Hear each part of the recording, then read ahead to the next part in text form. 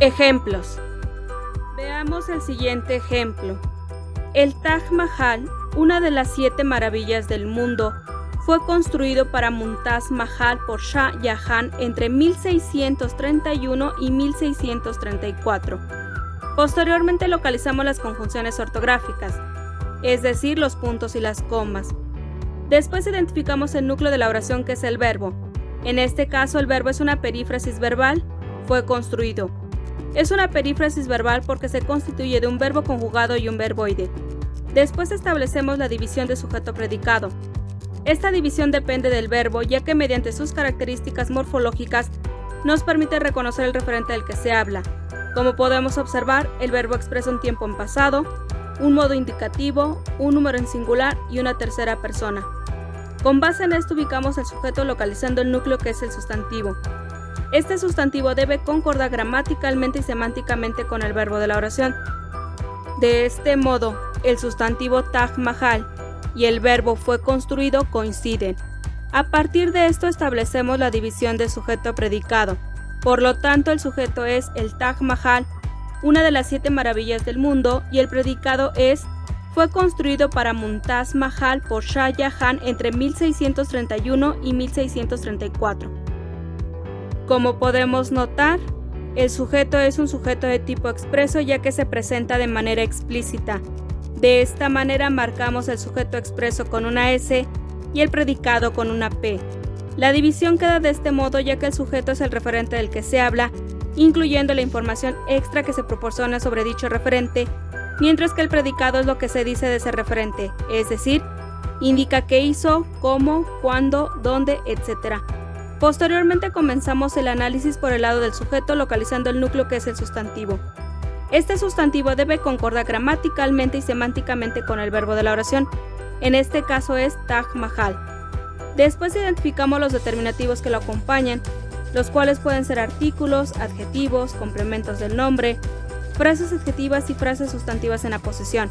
En este caso está determinado por el artículo el y por la frase sustantiva en aposición, una de las 7 maravillas del mundo. Es una frase sustantiva en aposición porque se localiza entre comas. La información que aparece entre comas indica una aclaración sobre el sustantivo y su núcleo es un sustantivo. Con base en esto, el núcleo de la frase sustantiva en aposición es una. Posteriormente localizamos los determinativos que lo acompañan, los cuales pueden ser artículos, adjetivos, complementos del nombre, frases adjetivas y frases sustantivas en aposición. En este caso está determinado por el complemento del nombre de las 7 maravillas del mundo. Es un complemento del nombre porque especifica el sustantivo, está encabezado por una preposición y tiene como núcleo un sustantivo. En este caso está encabezado por la preposición de y tiene como núcleo el sustantivo maravillas. Una vez hecho esto, localizamos los determinativos que lo acompañan, los cuales pueden ser artículos, adjetivos, complementos del nombre, frases adjetivas y frases sustantivas en aposición. En este caso está determinado por el artículo la, el adjetivo 7 y el complemento del nombre del mundo.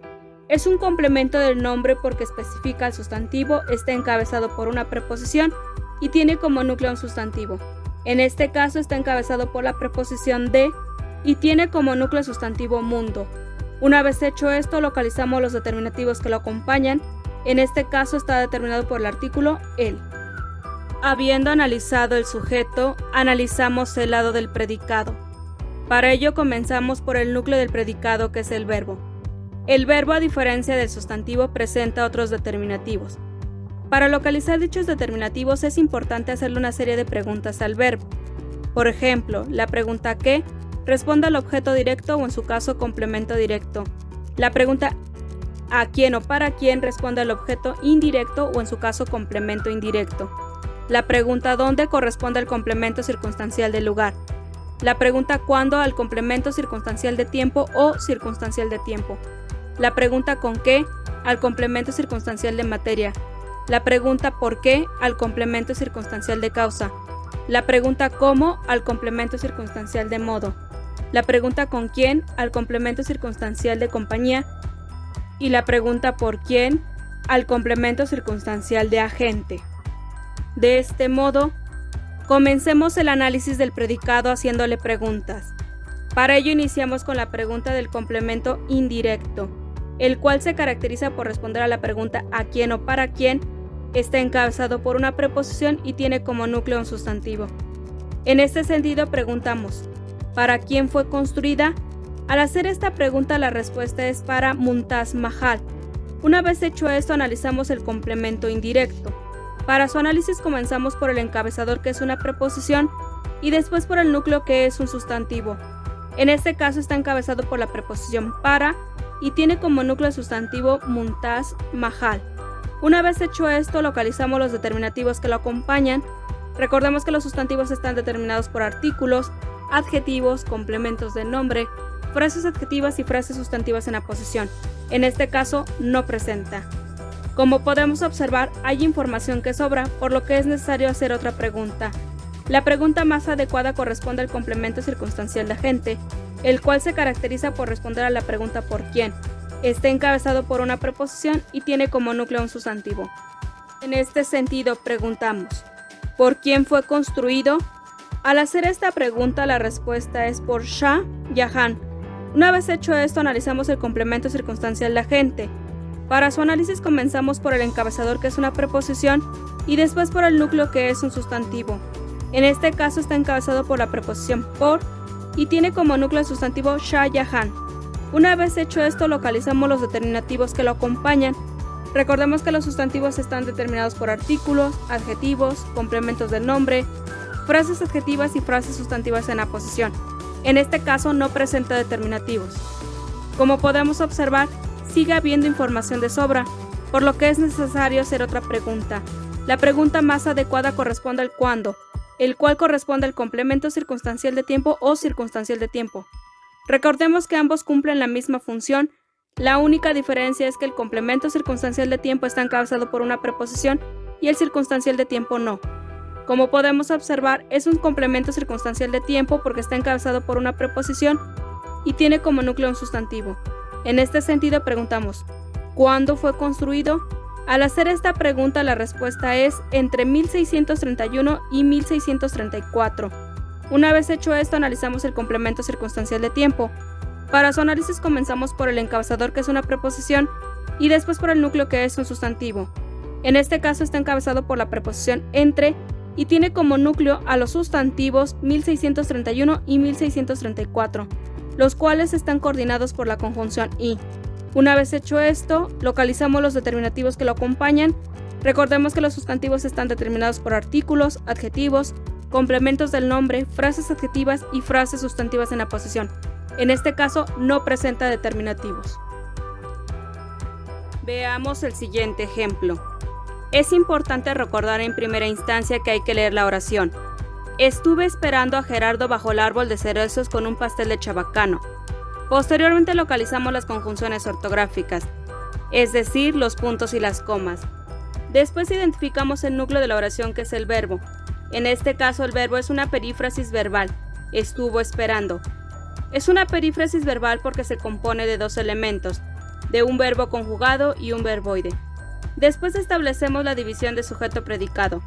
Esta división depende del verbo, ya que mediante sus características morfológicas nos permite reconocer el referente del que se habla. Como podemos observar, el verbo expresa un tiempo en pasado, un modo indicativo, un número singular y una primera persona.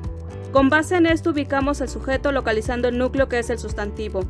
Este sustantivo debe concordar gramaticalmente y semánticamente con el verbo de la oración. Sin embargo, no está explícitamente el referente del que se habla. Esto no significa que no tenga sujeto, más bien indica que se trata de un sujeto de tipo morfológico. Para localizarlo debemos prestar atención a las características morfológicas del verbo antes mencionadas. A partir de esto establecemos la división de sujeto-predicado. La división la colocamos al principio para evitar suposiciones de que el sujeto sea alguna entidad explícita dentro de la oración. De esta manera marcamos el sujeto morfológico con una S y una M y el predicado con una P. Por lo tanto, el sujeto es un sujeto de tipo morfológico que se refiere a la primera persona del singular yo, y el predicado es estuve esperando a Gerardo bajo el árbol de cerezos con un pastel de chabacano. La división queda de este modo, ya que el sujeto es el referente del que se habla incluyendo la información extra que se proporciona sobre dicho referente, mientras que el predicado es lo que se dice de ese referente, es decir, indica qué hizo, cómo, cuándo, dónde, etc. Habiendo analizado el sujeto, analizamos el lado del predicado. Para ello comenzamos por el núcleo del predicado, que es el verbo. El verbo, a diferencia del sustantivo, presenta otros determinativos. Para localizar dichos determinativos es importante hacerle una serie de preguntas al verbo. Estas preguntas responden a diferentes determinativos. Por ejemplo, la pregunta ¿qué? Responde al objeto directo o en su caso complemento directo. La pregunta ¿a quién o para quién? Responde al objeto indirecto o en su caso complemento indirecto. La pregunta ¿dónde? Corresponde al complemento circunstancial del lugar.